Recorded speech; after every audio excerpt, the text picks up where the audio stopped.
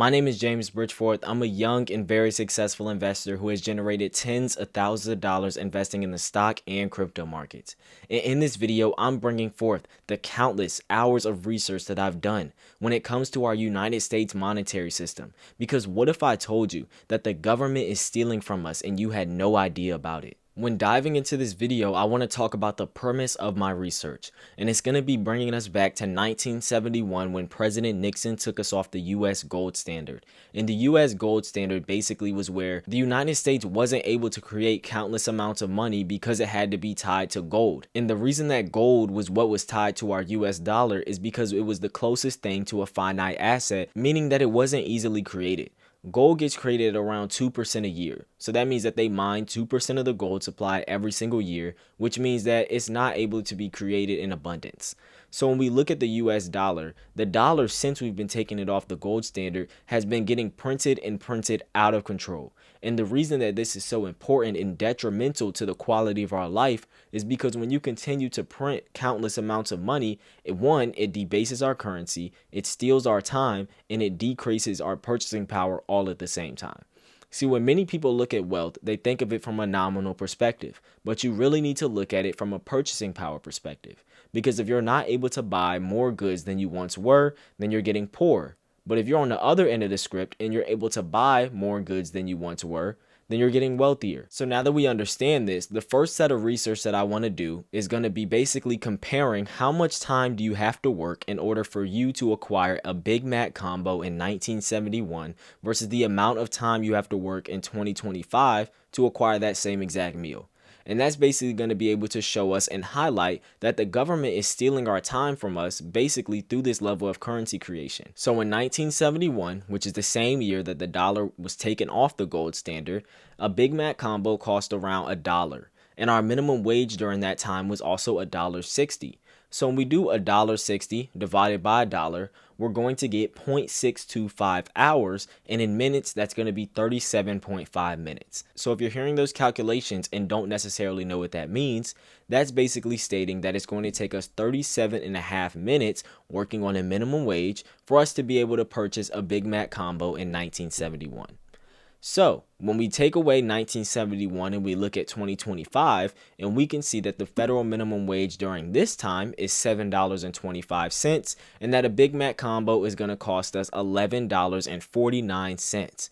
So when we divide those two, you're actually going to get that it's going to take 1.58 hours, which is going to be 95 minutes in order for us to buy that exact same meal. So you can see through this level of currency creation that it's actually going to take us 2.5 times the amount of time in order for us to buy the exact same meal compared to 1971 to 2025. And if you haven't watched any of my previous videos and you still quite aren't sure about what this currency creation is really all about, let me break it down to you. So let's say you have $100 and it's out of $1,000 in circulation. You have 1/10 of the currency supply, which makes you very, very wealthy. But if the government continues to print more and more money, let's say you have $100 out of $10,000 in the currency supply, you have a less piece of the pie, which means that you are not as wealthy as you once were. So when we took the dollar off the gold standard in 1971, which allowed us to free up more space for us to print more money since then you can truly understand that this has been detrimental to the wealth of many middle class and poor citizens. The only person that this is benefiting is the wealthy, because the wealthy store their wealth in assets, and assets also go through a level of inflation the same way that our goods and services do on an everyday basis. So now that we understand that the government is stealing our wealth while also taking advantage of our most finite asset, which is going to be our time, we're going to dive into our minimum wage calculation. Because what if I told you that your minimum wage in today's economy should actually be $157 per hour? That would equal up to $6,000 a week and $327,000 a year. So let me break down exactly how I was able to get this number. See, when you look at gold in 1971 and it was tied to the US dollar, we want to look at how much an ounce of gold cost then versus how much an ounce of gold costs now. And by doing so in this calculation, we can look at in 1971, the official price of an ounce of gold was sitting at $35. And in order for us to find what the minimum wage today should be, we want to look at how much an ounce of gold per hour would be. So in 1971, the minimum wage was $1.60, but the price for an ounce of gold was sitting at $35 an ounce.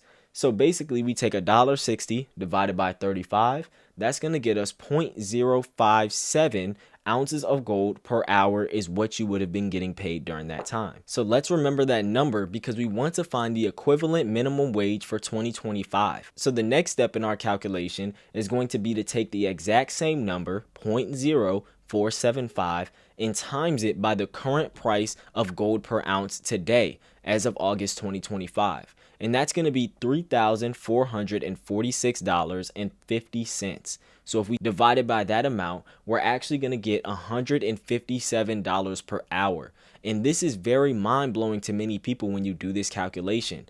See, gold is a finite asset, one of our most finite assets, that can't be manipulated through the process of currency creation.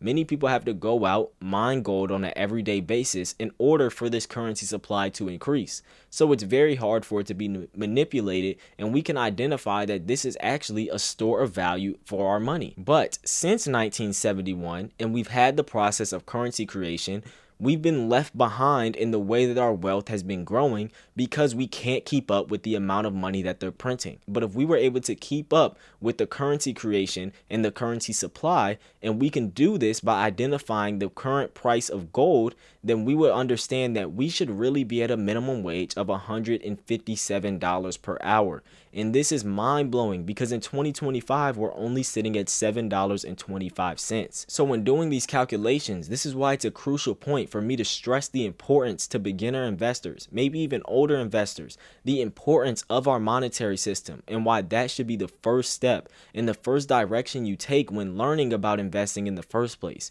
Because once you truly identify the monetary system, you know which direction you want to go to when it comes to investments and speculation and just storing your wealth as a whole.